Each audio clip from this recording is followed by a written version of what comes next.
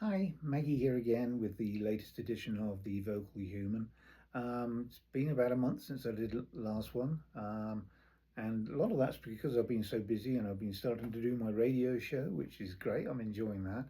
And thanks again to the local radio station here for letting me use their quiet space to do these videos. And have to be fair to them and say that my views and opinions I'm expressing here are purely mine and got nothing to do with the local radio station at all. So I just wanted to stress that. But I hope you've all been well so far. It's good to see you again. Um, I've been mulling over this whole situation at the moment, and there's a whole lot of different emotions we're not only seeing from other people, but we're feeling ourselves faced with this horrendous time period where we're all fighting for the things which should be straightforward and simple. And it brings to mind, how not only how emotions arise, but how we use them.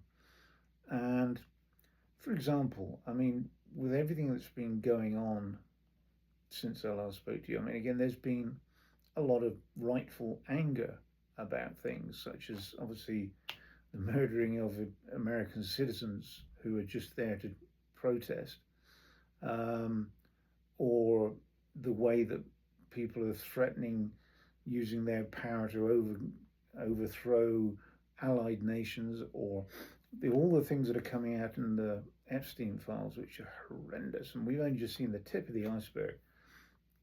There's a lot of understandable anger. There's a lot of frustration.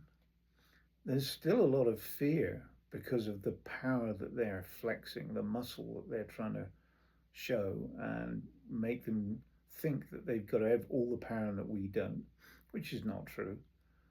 Um, and there's also, I'm glad to see that in fact there's also the, the ability or the appetite to fight, and with that is a good dose of hope, which just a few months ago we all would have felt that hope was a very, very optimistic ambition to have. But we've seen some of the latest election results and they've been astounding. And it's an indication of the national spirit that they're just not going to put up with this nonsense, and that given their first opportunity, they're going to go out and do all they can to turn this thing around.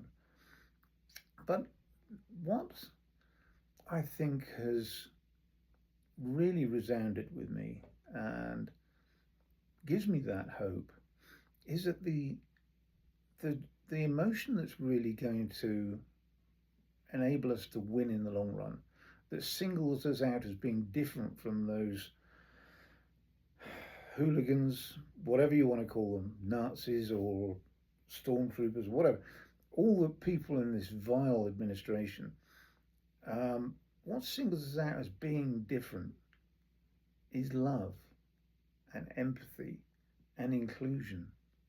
And the what's at the center of our resistance and our pushback to what's being done to us, or what they're trying to do to us, is because it's so anti-human. One of the reasons I call these things the vocal humans, because we're all human and we can't lose our humanity.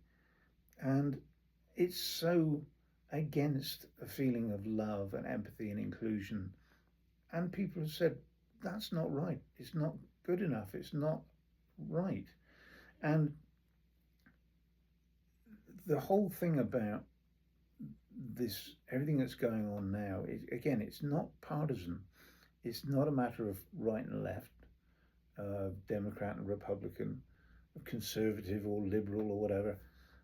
It's just a matter of right and wrong, good and evil, dark and light. And the same can be said of, people get very wound up about any discussion about Gaza and the Palestinians. And if you say anything that's pro-Palestinian, you're said to be anti-Semitic, which is total rubbish.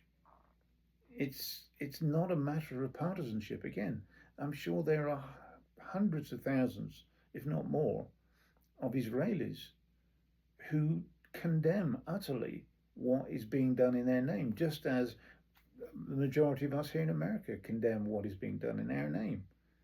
It's not that we are anti Semite or anti Jewish or anti Zionist. It's just we're anti the barbarism that's being meted out to the Palestinians. It doesn't matter who it is. And the same thing with the Epstein thing.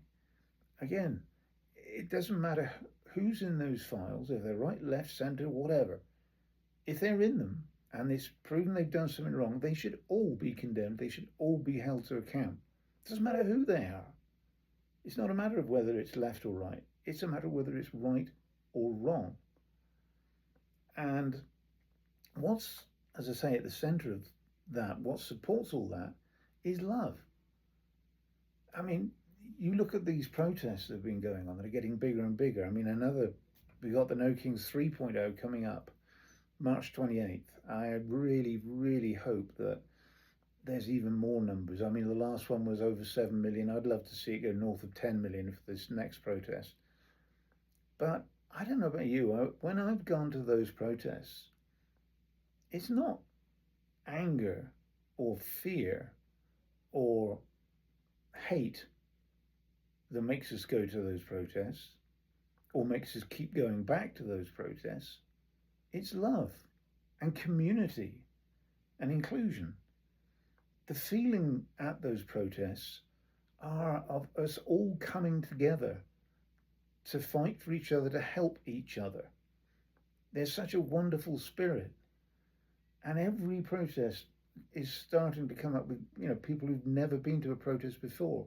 And they come along and they're shocked to find out it's not just a bunch of militants who are making a lot of noise and making a nuisance of themselves. It's just normal people who've had enough, who stand together and say, no, we're not going to put up with this policy of hate and division.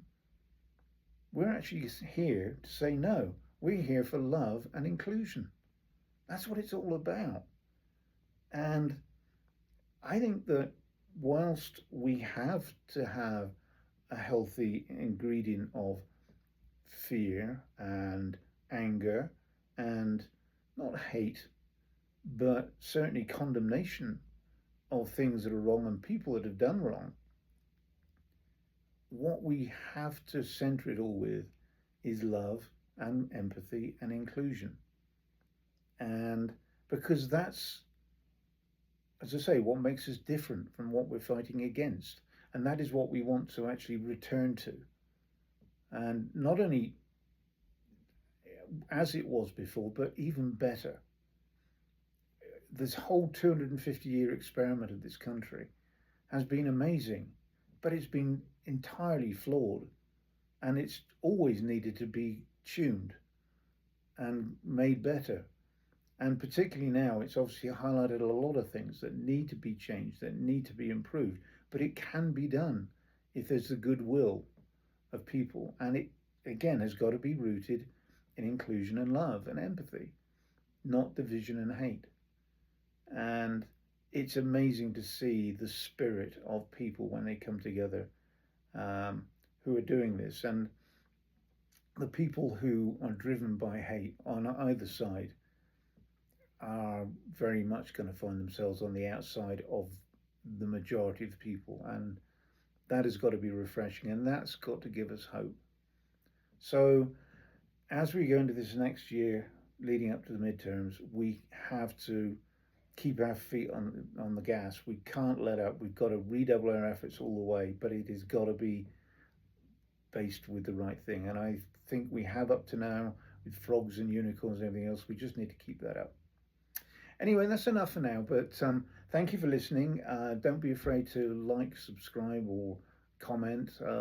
It always helps. We like to know that you're out there. And in the meantime, stay safe, well, sane and happy as best you can. And I look forward to talking to you again soon. In the meantime, big hugs from me. Okay, bye for now. Bye.